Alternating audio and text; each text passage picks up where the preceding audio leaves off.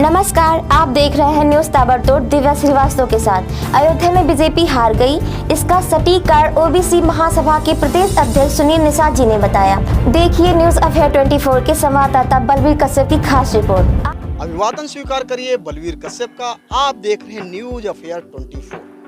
आज हमारी टीम अयोध्या में है और अयोध्या की सरयू नदी के गुप्तार घाट की एक नाव में मैं बैठा हूँ और हमारे साथ में है निषाद समुदाय से ताल्लुकात रखने वाले एक बड़ी शख्सियत। अगर बात करें इनकी तो इनका नाम सुनील निषाद जी है। सर्वप्रथम आपका न्यूज अफेयर 24 में हार्दिक स्वागत है। बहुत बहुत धन्यवाद। अयोध्या की इस पावन भूमि में आप टीम सहित आए हैं, इसके लिए आपका भी हृदय से स्वागत, अभिनंदन, वंदन है।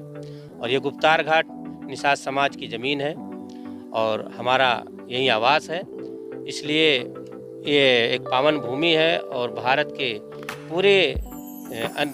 पूरे भारत से यहाँ पर हजारों पर्यटक डेली आते हैं और उनका हम अपने ओबीसी महासभा की तरफ से हृदय से वंदन, अभिनंदन करते हैं। बहुत बहुत शुक्रिया सर। बात करेंगे, चर्चा करेंगे और बहुत अच्छी चर्चा करेंगे चुनाव पर, जो अभी हाल ही में लोकसभा चुनाव हो चुका है, और अयोध्या के साथ उन तमाम सीटों के बारे में बात करेंगे, क्योंकि ओबीसी महासभा जो है इंडिया गठबंधन को जो है समर्थन किया था। तो उस सिलसिले में जो है सुनील जी को काफ़ी लोकसभा सीट में देखा भी गया, क्योंकि चुनावी कवरिंग के दौरान इनसे मुलाकात भी हुई। तो आज इनसे विस्तृत चर्चा करेंगे। पहले अयोध्या की बात कर लेते हैं सर। क्या वो कारण रहे जिनकी वजह से रामनगरी में भारतीय जनता पार्टी को हार का सामना करना पड़ा? जी, हार का सामना तो वजह स्वयं बीजेपी है। भारतीय जनता पार्टी के जो काम है उस काम से यहाँ के जो निवासी हैं, आमजन हैं, खास करके जो दबे कुचले पिछड़े समाज के हैं, उनके लिए कुछ काम नहीं हुआ। और उनके जो छोटे छोटे व्यवसाय थे, जो सौंदर्यीकरण के नाम पे या रामपथ और भक्तिपथ पे जो मकान लिए गए, उसमें उनका उचित मुआवजा नहीं देना। दूसरी चीज़, बीजेपी ने जितने वादे किए, राम मंदिर तो कोर्ट के फैसले से बना, लेकिन बीजेपी ने बहुत सारे वादे किए थे। उन वादों का क्या हुआ? 2 करोड़ नौकरी, हमारे युवा बेरोजगार घूम रहे हैं। और अभी अग्निवीर योजना से जो 4 साल की नौकरी जो हमारे फौजी भाइयों के लिए किया, उससे जो हमारा युवा है निराश हुआ। तमाम पर्चे लीक हुए, जो भर्तियां जो एग्ज़ाम हुए उसमें तमाम पर्चे लीक हुए और पेपर लीक की वजह से बच्चों का भविष्य अंधकार में हो गया। इसके अलावा 2019 चुनाव में जो है माननीय राजनाथ सिंह ने कहा था, जो ये 60% का ओबीसी समाज है, इसकी मांग है कि जातीय आधारित जनगणना होनी चाहिए। इस पे राजनाथ सिंह ने 2019 के चुनाव के पहले बोला था कि हम जातीय आधारित जनगणना करेंगे। पूरा ओबीसी समाज भारतीय जनता पार्टी को दोबारा सत्ता में भेजा। 14 के बाद दोबारा मोदी जी के नेतृत्व में सरकार बनी, लेकिन उन्होंने हलफनामा लगा दिया कि हम जातीय आधारित जनगणना नहीं करेंगे। इससे बड़े पैमाने पर पूरे भारत में ओबीसी समाज नाराज हुआ। खासकर इसी वजह से हम लोग जातीय आधारित जनगणना नहीं हो रहा है, इसलिए हम लोगों ने इस बात को माननीय राहुल गांधी से कहा। मध्य प्रदेश के अंदर जो उनका यात्रा था उसके विषय को लेकर माननीय अखिलेश यादव से कहा गया, तो अखिलेश यादव ने उसकी तैयारी में अपने वक्तव्य में रखा, अपने मैनिफेस्टो में रखा, जो इंडिया गठबंधन की जो पहली मांग उसमें रखा गया कि हमारी सरकार बनेगी तो हम जातीय आधारित जनगणना करेंगे। इस मुद्दे को लेकर हम लोगों ने पूरे उत्तर प्रदेश में जो ओबीसी महासभा है, इसने इंडिया गठबंधन को अपना समर्थन दिया। और भारी तादाद में, चूंकि हमारी संख्या आधे से ज़्यादा है, बस समस्या है इस देश में कि जितने लोग सत्ता में गए, ओबीसी इस देश में आधे से ज़्यादा है, लेकिन ना आधे डीएम हमारे हैं, ना आधे कमिश्नर हमारे हैं, ना आधा ज़मीन हमारी है, ना आधा व्यवसाय हमारा है। समस्या इस बात की है, जब इस देश में आबादी हमारी आधा है तो आधा हिस्सा हमको क्यों नहीं मिल रहा है? ये एक बहुत बड़ा षड्यंत्र मनुवाद व्यवस्था के तहत किया गया है, चल भी रहा है। हम लोग इसके विरोध में अयोध्या की सीट माननीय अवधेश प्रसाद जी को वोट करके जिताया है। और माननीय लल्लू सिंह वो बोले थे भारतीय संविधान को हम बदल देंगे और इसके लिए हमें 400 सीट चाहिए। भाई, अगर उनको बदलना ही था तो SC ST OBC जिस संविधान की वजह से उनको हक अधिकार मिला, उनको आरक्षण मिला, उनको जीने का अधिकार मिला, उनको पढ़ने लिखने का, नौकरी करने का अधिकार मिला, उस संविधान में क्या परिवर्तन वो करना चाहते हैं, ये जनता सपका गई। इसलिए माननीय लल्लू सिंह को यहाँ से पराजय का सामना करना पड़ा। क्या आपको लगता है कि जो इंडिया गठबंधन है वो आरक्षण के मुद्दे को इतना दूर तक ले गया कि पब्लिक जो है उनको कहीं ना कहीं उस तरीके से नहीं जिताया जिसकी उम्मीद 400 पार की? देखिए, पब्लिक ने जो अपना जनमत तो इंडिया गठबंधन को दिया है। अभी एलन मस्क का एक कमेंट आया है कि ईवीएम आसानी से हैक हो सकता है, और ईवीएम पे बहुत दिन से भारत में तमाम ऐसे प्रकरण उछलते रहे हैं कि ईवीएम हैक किया जा सकता है, हो भी सकता है। इसलिए हम लोग जब ज़मीन पे जाते थे, हमारा तो पूरे 75-80 लोकसभा है, लगभग हम 60 लोकसभा में गए थे प्रचार में अपना समर्थन पत्र लेकर तमाम इंडिया गठबंधन के प्रत्याशियों के पास। तो हमने देखा कि जो जनाधार है, दिखने में भाजपा झंडा बैनर भले लगाते थे, लेकिन जनता में उनका कहीं वोट नजर नहीं आ रहा था। क्या आपको लगता है कि अगर ईवीएम हैक होती तो उत्तर प्रदेश में समाजवादी पार्टी 37 सीट और इंडिया गठबंधन 6 सीट ला पाती? नहीं, आप ये बात सही कह रहे हैं, लेकिन इसमें परसेंटेज हो सकता है कि कुछ परसेंट वो लोग हैक किए हों, क्योंकि 10 सीट ऐसा है जो बहुत कम संख्या में वो चुनाव हारे, बहुत कम मतों से हारे हैं।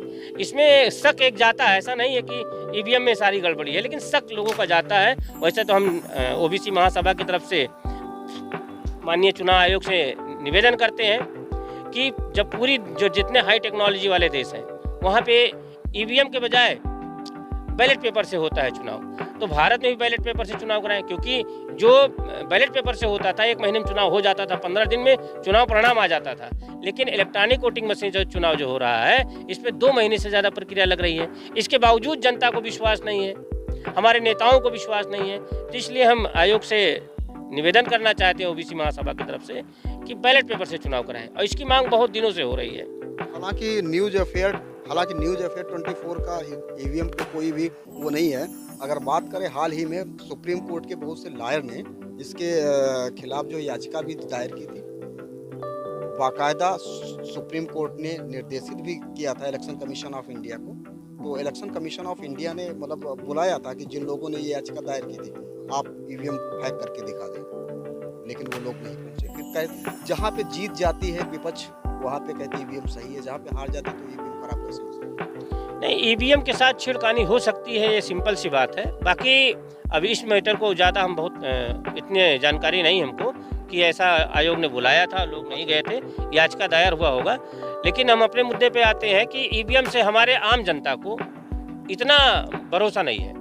जनता को नेताओं को जनता को विश्वास नहीं कि ईवीएम में हम मान लीजिए आप कमल को दबाना चाहते हैं, लेकिन अगर कमल को वोट दिया भी और चला गया पंजे पे तो हमारा तो नुकसान है ना। तो जनता को ये विश्वास नहीं है। पहले रहता था सीधा पेपर उठाओ, अपना निशान ढूंढो, अपने प्रत्याशी का जो है नाम ढूंढो, उसी पे मोहर लगा दो और उसको लपेट के अपने हाथ से बॉक्स में डालो।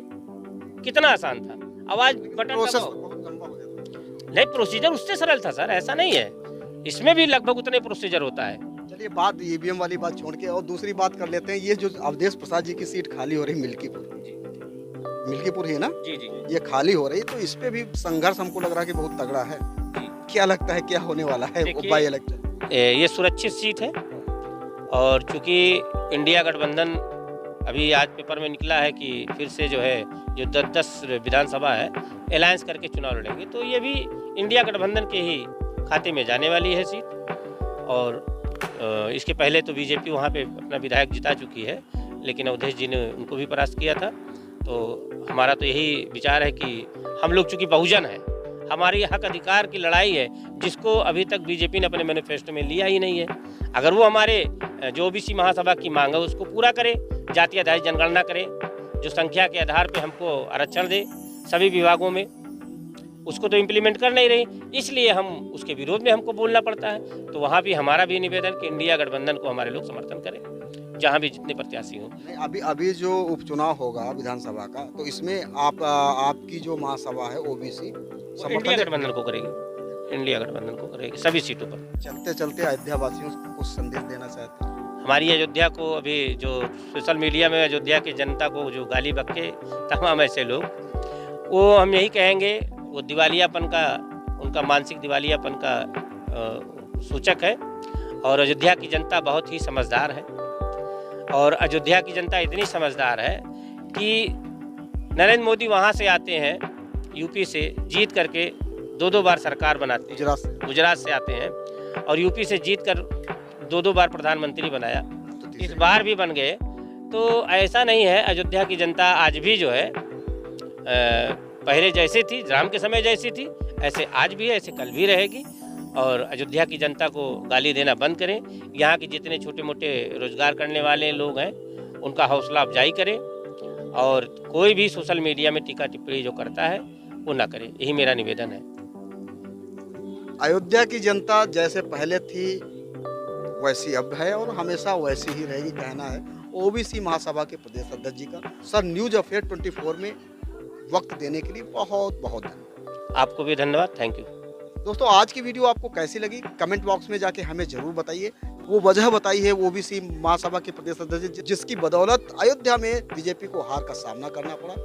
आप देख रहे हैं न्यूज़ अफेयर 24। अयोध्या से बलवीर कश्यप के साथ न्यूज़ अफेयर 24 में बने रहने के लिए धन्यवाद। आप भी हमें बताएं आखिर बीजेपी अयोध्या में क्यों हारी और इसकी वजह क्या थी। आज की वीडियो में सिर्फ इतना ही। धन्यवाद।